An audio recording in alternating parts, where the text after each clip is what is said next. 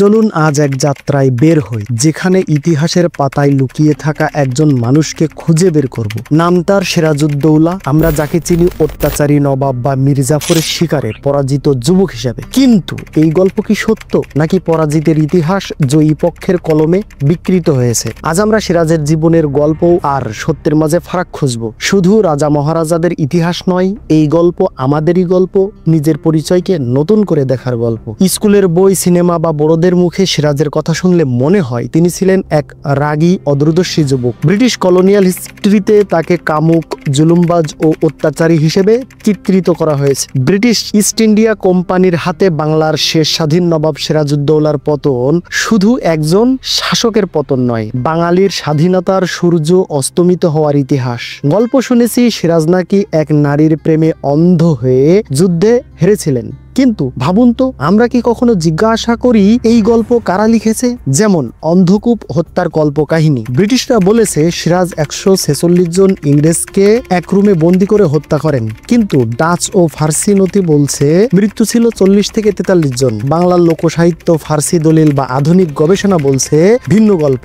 পরবর্তীতে গবেষণার মাধ্যমে প্রমাণিত হয় এটা সম্পূর্ণ সাজানো একটি গল্প। তাহলে এই বাড়িয়ে বলা গল্প কেন? সেই সিরাজ আসলে কেমন ছিলেন? কেন তার সম্পর্কে এত মিথ্যা গল্প ছড়ানো হলো? কারণ ব্রিটিশদের দোষ ঢাকতে সিরাজকে ভিলেন বানানো দরকার ছিল। আজকের সোশ্যাল মিডিয়া যেভাবে ন্যারেটিভ তৈরি করে, তখনও একই কাজ করা হতো বই আর পত্রিকার মাধ্যমে। এটা ঠিক যেমন আজকে কোনো রাজনীতিবিদকে হেনস্থা বা খারাপ প্রমাণ করতে মিডিয়ায় মিথ্যা গল্প বাড়িয়ে বলা হয়, সিরাজের ক্ষেত্রেও তাই হয়েছে। কিন্তু এই পতনের গল্প শুধু একটি যুদ্ধের ইতিহাস নয়, এটি ষড়যন্ত্র, মিথ্যা আর ক্ষমতার লড়াইয়ের গল্প।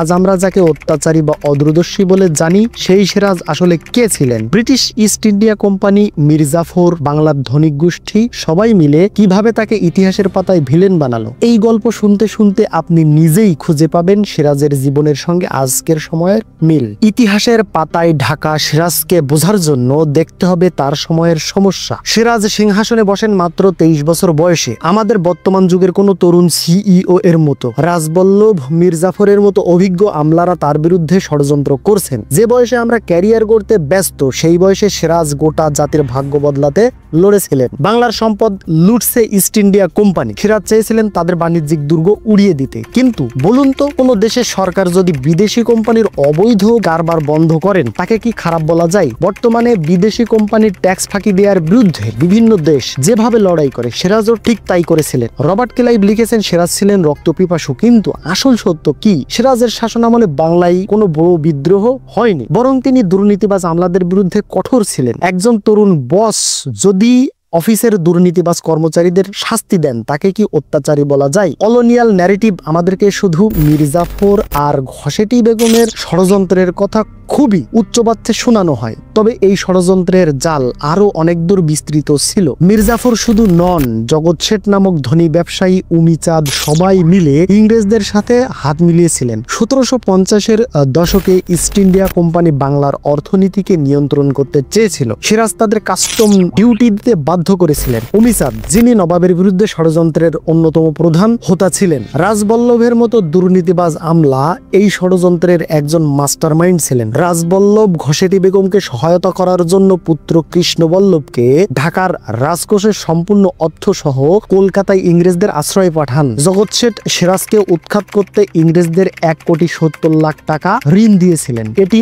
আজকের কর্পোরেট লবির মতো, যেখানে বড় ব্যবসায়ীরা সরকারকে প্রভাবিত করে। সিরাজ আসলে একা লড়েছিলেন গোটা একটি ষড়যন্ত্রের বিরুদ্ধে। মূলত এটা ছিল জগৎ শেঠ, উমিচাঁদ, রাজবল্লভ এবং ব্রিটিশদের সমন্বিত ষড়যন্ত্র। মির্জাফর ও ঘসেটি বেগম তাদের দাবার ঘটিছিল।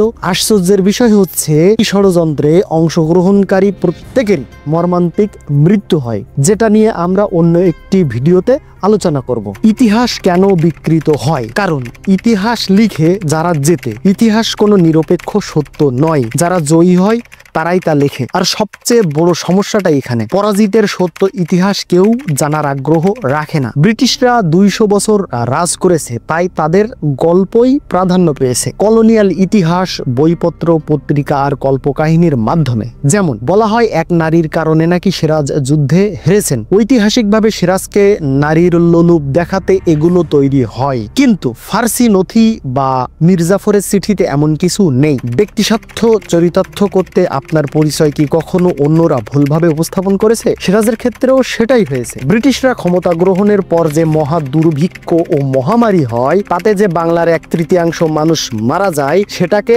ঢাকতে জনমানুষে যেন পুনরায় পূর্ণ রাজ চেতনা জাগ্রত না হয়, সেজন্য এসব প্রোপাগান্ডা অত্যন্ত কৌশলে ছড়ানো হয়। এক কথায় ব্রিটিশরা নিজেদের অবৈধ ক্ষমতা গ্রহণকে বৈধতা দিতে সিরাজের চরিত্র হননের সহজ পথটিই বেছে নিয়েছিল। সিরাজ বাংলার সম্পদ রক্ষায় ইংরেজদের বিরুদ্ধে দাঁড়িয়েছিলেন। যেমন ইস্ট ইন্ডিয়া কোম্পানি তখন বাংলার অর্থনীতিকে লুটে পুটে খাচ্ছিল, কর ফাঁকি দিচ্ছিল, বাণিজ্যিক দুর্গ বানাচ্ছিল। সিরাজ চেয়েছিলেন তাদের নিয়ন্ত্রণ করতে। আজকের ভাষায় বললে এটি ছিল একটি ইকোনমিক ওয়ার। কিন্তু সমস্যা হলো তার বিরুদ্ধে দাঁড়িয়েছিল বাংলারই ক্ষমতাবানরা। সিরাজের গল্প শুধু 260 বছর আগের নয়, আজও এই গল্পের পুনরাবৃত্তি দেখি আমরা। যেমন বিদেশি কোম্পানির শোষণ, মিডিয়ার মিথ্যা প্রোপাগান্ডা বা যুবশক্তিকে দমিয়ে রাখার চেষ্টা। সিরাজউদ্দৌলাকে নিয়ে মিথ আর সত্যের দ্বন্দ্ব শুধু অতীতের গল্প নয়, এটি আমাদের আজকের সমাজের আয়না। যেখানে ক্ষমতাবানরা ইতিহাসকে বাকিয়ে বলে, সেখানে সাধারণ মানুষের দায়িত্ব হয় সত্যের সন্ধান করা। সিরাজের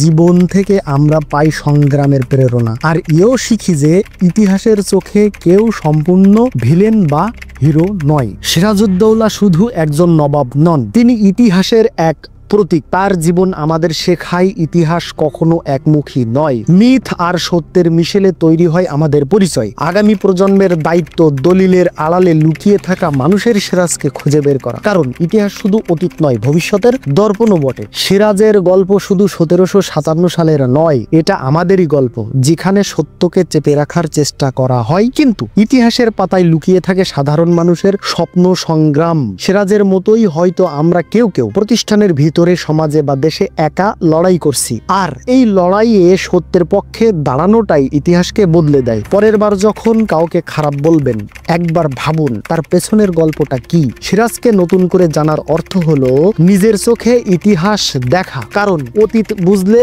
ভবিষ্যৎ বদলানোর সাহস বাড়ে। ইতিহাস শুধু অতীতের কথা বলে না, এটা আমাদের শিক্ষা দেয় কিভাবে বর্তমানকে বুঝতে হবে। ইতিহাস শুধু রাজাদের কথা বলে না, বলে আমাদের কথা।